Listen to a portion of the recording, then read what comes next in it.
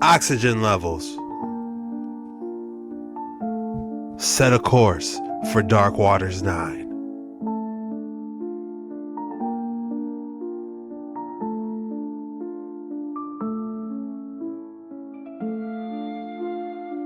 Most people have heard the name DARPA before, but they really don't understand what it is. They think it's some government research department, but it's not. DARPA is the quiet machine behind almost every major technology that now controls society. These are not just scientists, these are military engineers. They're building the future before the public even knows it exists. They don't wait for the world to change. They design it. Then they roll it out piece by piece until people think it happened naturally. The internet didn't start with Silicon Valley. It started with DARPA. GPS, DARPA.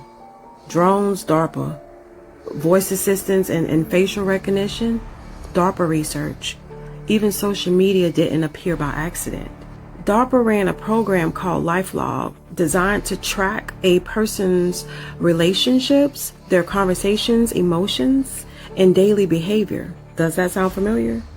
That program had ended in 2004, the exact same day Facebook launched. They didn't shut it down, they rebranded it and made people sign up for it willingly. The newer projects are even more disturbing because they've moved from controlling information to targeting human mind. Programs like N3 and subnets are influencing brain activity. They call it neurotechnology for defense. But what does that really mean? It means creating technology that can read signals from the brain and send signals back. That means influence. That means behavior control. That means taking away the last place a person is truly free, their own mind. People think transhumanism is some far off concept, but DARPA is already doing it. They fund brain implants, artificial memory, synthetic biology, genetically modified soldiers, emotion controlling programs, and human AI integration. They don't hide their goals. They say it openly. They want seamless communication between the human brain and digital systems. In other words, merge people with the machine. When you step back and look at everything together, you realize that DARPA isn't just building tools. They're building the operation system for human life. A world where thoughts are data, behavior is programmable, and freedom isn't taken by force. It's designed out of the system. That's DARPA. Most people have heard the name DARPA. I gotta be honest, I haven't heard anything from DARPA in a while. So the fact that she's saying that adds up a little bit. What exactly is DARPA working on right now? Demons play the character of you in this simulation like you play the character of... Demons play the character of you in this simulation like you play the character of Mario in his world. It's the same exact thing. You know how you put on a headset to go into a different reality? You are the headset demons are putting on from a higher dimension to come into our lower dimension. Just like you are a higher dimensional being playing Mario as a lower dimensional being. You're going from 3D down to 2D, and demons are coming down from 4D to 3D to play you. I had concepts of this before, but it didn't really click until I watched a video from Dead Hidden recently. Go watch that video. It's absolutely mind-blowing. If you don't know which video it is, good, watch all of his videos. But just like you sign into a game and you look down and you have virtual hands, you are that body for those spirits in this game. God plays you the same way. It's like God is the player, faith is the connection, and you are Mario. It's fully him and also fully you going through it. Not 50-50, but 100% him playing and 100% you going through it. If faith is your connection to God, there is a second player trying to hijack you in the game, and that connection to them is through sin.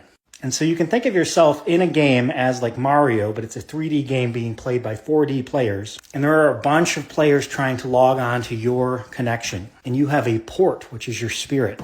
You don't have a soul, you are a soul. Your soul has a body to interface with this physical world, this game, a character, an avatar to play in this game. But it also has a spirit, which is like a wireless Bluetooth connection to a controller. And if you have faith, that controllers connect to God. And every time you sin, you're like breaking that connection to God's controller and pushing it off to all the other bad actors trying to play you. That is why sin gives demons control in your life. And that is why faith breaks their control and gives it back to God. Why would demons want to do this? Why would they go from a 4D reality down to a 3D simulation? For the same reason you play video games. You play video games to escape reality because you perceive that your reality sucks. And so you're going down to this other reality where you can do things that you can't do in this life. The Bible says demons wander in a dry place. They're miserable. They hate to wander around in their world, stuck between the physical and the spiritual realms. And so they would much rather attach to your body and play this life like a video game. It's escapism. A video game's not even as good as real life, and yet people immerse their lives in it. You can think of demons as video game junkies, but the game they are playing is this game, and the character they're playing is you. The Bible describes them as disembodied spirits who want to attach to the flesh, or 4D spiritual beings that want to play the 3D physical video game of this world, with, of course, you as the character and sin as their connection to you. Demons play the character of you in this simulation like you play the character of Mario in his world. That is an excellent correlation. Man, it's like video game possession is what basically demons are. How crazy is that? What you're about to see through this telescope does not make sense according to the official narrative of what the sun is supposed to be. Now, there's a lot of people who think the Earth is a different shape than they tell us. A lot of other people think the Earth is a different age than they tell us. If either of those two things are true, we should also question what we know about the sun, because many ancient cultures believed the sun to be something very different than a ball of gas and fire. So this guy zooms in on the sun with a camera with a whole bunch of lenses on it. And you tell me, for one, if his telescope is able to zoom this close up to something that's supposed to be 93 million miles away. And secondly, many people also believe that the Earth is conscious, right? That the Earth is microcosm, macrocosm. We are conscious, we have a consciousness, that the Earth has its own consciousness. My question then is the sun an inanimate ball of fire? Or if the Earth is conscious, why would the sun be unconscious and an inanimate ball of fire gas floating around billions of years old? But hold on though. What did the ancient cultures that built things we cannot even build today anymore and used ancient science and technology and frequency and energy and vibration, and they all knew about this stuff, what did they think about the sun? Oh, no big deal. That it is 100% conscious, living deity, personifying it through gods. This animistic belief system considered the sun, along with other celestial bodies, to be intelligent and alive. Now, this has been abandoned by modern science, but isn't that the same modern science that says you should be drinking fluoride and eating GMOs and that your pineal gland is just to regulate hormones? Here are some questions I have. Now, if you want to see a full-blown video on the sun being a conscious entity and it not being an inanimate ball of fire, comment for part 2 and follow for more. All right, let's get this popped off. I'm sorry to bring you down another one of my rabbit holes, but oh, I got they ass now. This is a Dardanelles gun made by some guy by the name of Munir, whatever, of the Ottoman Empire. Look at the year this was made.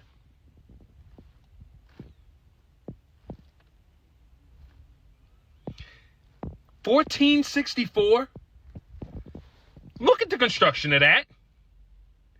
Y'all know the size factory, the size smelting warehouse we need now to make something of this caliber, correct? So, if you see the size of used by the Ottoman Empire, do you have any idea how long ago that was? Look, the war, Dardanelles operation? Let's just keep looking at this. The mass, 37,000 pounds in 1464 with no diesel trucks, or how in the are you transporting this? It's an excellent question. How are they transporting it? I remember seeing these in what was that game? Age of Empires? The Ottomans. Can they understand the inner monologue, the things you're saying to yourself in your own mind? Mind you, by the way, when you dream, like your visual cortex runs in reverse, so your dreams are no longer safe. But we'll try this. So they had people watch a video and just narrate what was going on in the video in their mind. So there's a woman, she gets hit in the back, she falls over. This is what the computer reconstructed the person thinking. See a girl, looks just like me, get hit in the back, and then she is knocked off. So our thoughts, are starting to be decoded. Can they understand? Yeah, that tinfoil hat doesn't seem that funny anymore. I'm telling you guys, I might start rocking one, or a copper crown at least. Can you imagine what the world would have looked like if they never destroyed the buildings? And can you imagine if there was no reset and they never rewrote history? A world with free energy and natural resources for everyone. The architecture would be grand, with beautiful statues and amazing structures everywhere, with buildings so big it made the people look like ants, and everybody would be living in unity as one. So many of these buildings had to be knocked down, because if they were still around today, it would be impossible for them to hide the truth. The buildings we make today cannot be compared to the buildings of the previous civilizations. The architecture was simply magnificent. So much of our history has been erased or hidden. But the day is coming when everyone will know the truth. Can you imagine? I mean, we kind of get a glimpse of it now with all the old architecture. It's kind of hard for them to hide it all, to be honest. So I can't imagine. Well, this is kind of tough, but I can't imagine it. Oh, Bell just set it off. That's you. Yeah. Oh! What is that? That's Gatorade powder. That's Gatorade powder, dude. Oh, that's why I don't drink that. Oh yeah, baby, they got a whole bunch of it. Oh, Bell just set it off. There's no way. We gotta test that and see. Gargoyles. This is a topic I've been meaning to get to for a long time now. I get asked about these creatures pretty regularly on my channel. I hesitate to say creatures for a good reason. Now, a lot of people's idea of what a gargoyle is honestly comes from this popular Disney cartoon, Impossible, this TV movie from 1972. First, you'll notice actual gargoyles don't really look anything like those winged large demons that you see popularly, and even things like gargoyle Halloween decorations, as you can see here. Gargoyle is literally just a term for a carved or formed grotesque with a spout designed to convey water from a roof and away from the side of a building.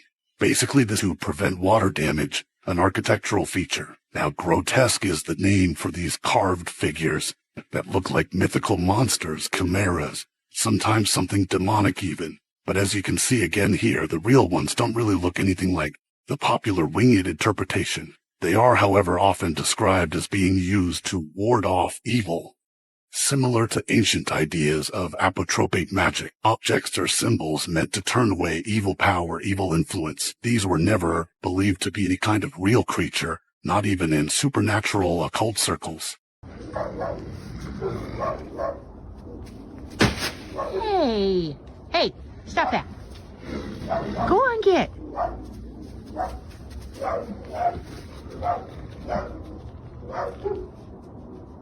You feisty little booger.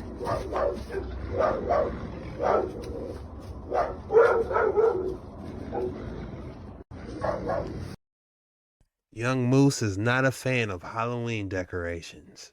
And of course you can see Mom back there standing by. I thought that thing was a horse at first, but no, it's a moose. I wonder where they're at. Alright guys, it's that time of the day again. If you thought I wasn't going to give you an excellent specimen today, think again. This rare and highly collectible Michigan mineral contains a colorful combination of copper, epidized basalt, terminated quartz crystals, and silver, a secondary mineral. This rare and highly collectible Michigan mineral contains a colorful combination of copper, epidized basalt. Wow, this thing is absolutely gorgeous. Who knew Michigan had crazy looking minerals like this? The copper going into the quartz. We're getting a little bit better at identifying this. Guys, what would your name be for this? I would call this the healthy nugget. Luke chapter 4 verse 24 says, "Truly I tell you, no prophet is accepted in his hometown." And you see it play out every day. Strangers will clap for you louder than the people who grew up with you. The ones who knew you as a kid struggle to respect who you've become. Why? Because familiarity blinds people. They can't see your anointing, your calling, your growth. All they see is who you used to be. And sometimes God allows that, so you do not get comfortable seeking validation in the wrong places. Even Jesus wasn't honored in his hometown. So if the Son of God wasn't accepted by his own people, why are you shocked when your family, your city, your old friends don't clap for you? That's not a reflection of your worth. That's confirmation of your assignment. Sometimes God has to remove you from the environment that minimizes you, so he can place you where people recognize the gift in you. So stop begging for hometown validation. Stop crying over family and old friends that don't support you, because the same ones who doubted you will watch you from a distance while God elevates you beyond that city, okay? Beyond the city limits. When the oil on your life is real, you don't need applause where you came from. God will make sure you are accepted where you're going. That's powerful. Yeah, a lot of family and friends and people from my hometown don't really support me, but I believe, what was the show called? Where the girl was trying to become a princess.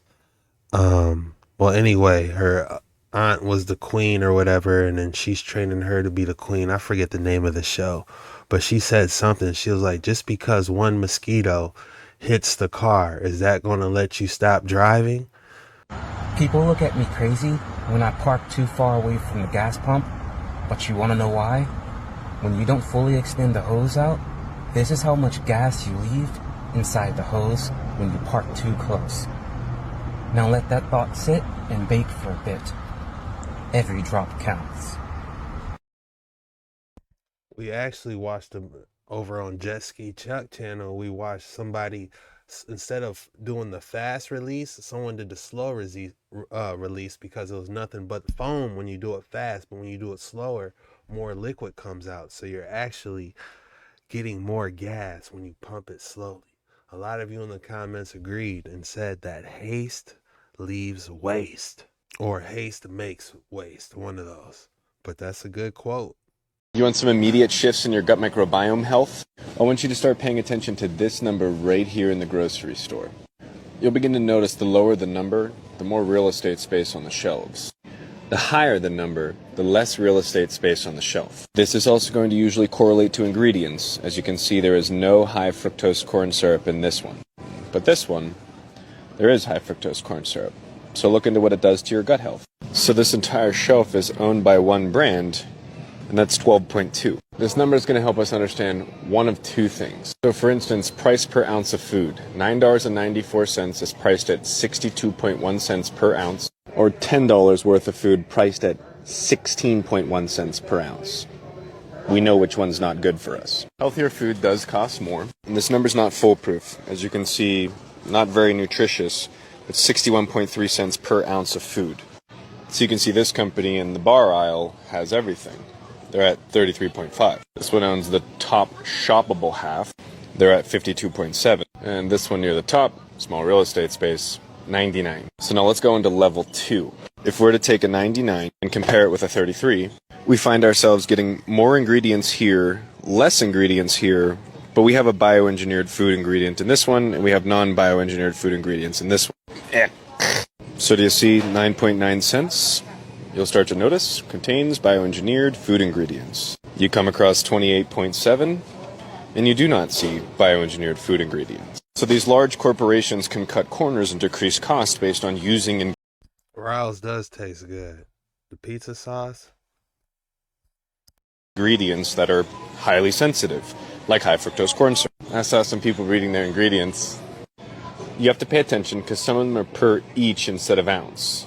But when in doubt, flip it around, look at the ingredients. You'll start to notice that they repeat themselves in almost everything, such as Hawaiian barbecue style, having high fructose corn syrup as its main ingredient. And yes, pickles, those are no different. High fructose corn syrup, and also sucralose. We don't consume that. Come across Hershey syrup. We see its main ingredient is high fructose corn syrup. Then we come across the entire Coke, Pepsi, and soda product aisle and realize one thing. Every main ingredient's high fructose corn syrup. So think right foods, right place, wrong foods, wrong place. Let's show you the right foods. Here's all of your options of rice. Way too many. If you're eating on a budget, you'd think, okay, this goes against what he told me. Low unit price, not good for us, right? In reality, yeah, you don't want these ingredients on your rice. Everybody knows about this one specifically. So I'd be picking up our jasmine rice right here. Just jasmine rice. That right there, thumbs up. Good choice, can't go wrong. This is where it starts to shift. So when you look at your pinto beans, right, single ingredient. Traces of soy, but not the end of the world. This is 1,000,000 times better than a bag of chips. You want some immediate shifts in your gut microbiome health? I want you to start paying attention to this number right here in the grocery store. That is crazy. Shout out to Joshua for putting us on game. Just watch this video. If you ever go grocery shopping and you see the shelves where there, just watch this video. If you ever go grocery shopping and you see the shelves where there is a ton of different types of rice, here's what you do. Coconut and rice should be 2 ingredients. You should always doubt that, flip it about and ask yourself, why are they adding sugar? Why is it bioengineered? And why do they add oil? Now you see step 1 to eating healthier. Here's how you find the alternative. Jasmine rice, 1 ingredient. Coconut oil, 1 ingredient. Let's say you're a lover of carbohydrates and you want some bread. There's a lot of them, isn't there? Becomes the same concept. When in doubt, flip it about. What's all that? What I want you to specifically understand with bread is if you make this yourself, you're not using these ingredients, but they're always going to add a sugar, they're always going to add a oil, and then they're going to use a cornstarch again and then salt. You will see a sugar, you will see an oil, and you will see a salt. That is hyperpalatability. Cigarette companies a long time ago knew that this is how they addict you. So you thought cigarettes shortened your lifespan. What do you think food does? That's the only concept I want you to understand. An entire grocery store of things that we're supposed to put in our mouth. 1 total gram of sugar, 0 total grams of juice. Remember, it says strawberry and kiwi. Where's your strawberry and kiwi? You don't see it at all. Now, the general rule of thumb for anyone is just eat single ingredient foods. Look at the list. This is lemon, but when you really look at it, this is not lemon. There's lemon juice and lemon oil and preservatives. We live in a world where the companies partner up with each other. And we're going against decades and decades and decades and decades and decades of predictive programming. Anybody who grew up in the 1990s had these. But all the kids that grew up in the 1990s never understood high fructose corn syrup and all of the colors. And then when we get older, we start to understand the high fructose corn syrup and the colors. Then you start to realize, why does this company and all companies... High fructose is in everything, isn't it? It's like you can't avoid it. have the high fructose corn syrup and the color. If you want to eat healthy, you need to reduce the ingredients. You should be looking at this and thinking this is not food because it's marketed for a holiday. And only your large corporations can participate in this game. And right here is exactly why. So when in doubt, flip it about, read the ingredients list, and ask yourself, if I were to make a muffin, would I be putting all of this and these colors in the muffin? No, you wouldn't. Nobody would. So remember, next time you go grocery shopping, when in doubt, flip it about, look at the back. There's your sugar, there's your vegetable oil, there's your salt. But more importantly, they're designed to addict you. And you can see products all right next to each other. This one's right next door. These are both breakfast items. You're going to see the same exact stuff. Soybean oil, sugar, oil. You know what I just realized? They are on some Breaking Bad stuff. You know that show Breaking Bad? Like, they have actual chemists that they probably pay hundreds of thousands of dollars to engineer this food to taste as addicting as possible. You know, I've been eating kind of crazy. I've been in a funk, you know, and I gained probably 10, 20 pounds. It is exactly what we eat. We have to eat better, especially me. I have to eat better myself. I don't get enough sunlight. One of you guys in the comments was like, Chuck, man, you're not getting enough blue sunlight. And I'm like, you're right. I do need to go outside more and just get the sun on me, man, because this is how they hide the UFOs in the mountains and the secret test facilities. I believe this is a clear representation of that. Look at this. In a remote area, you would never guess that this is probably what they're doing. What y'all think? that or out in the oceans. And that's the point. For people to not know what's real or not anymore. It feels like we live in a gamified reality, doesn't it? And that's why some people look like they completely lost their minds, like they lost the plot. So we are all confused. Guys, that's all we have for today's video. If you made it this far, the code word is, what's today? Today is Wednesday. Let's do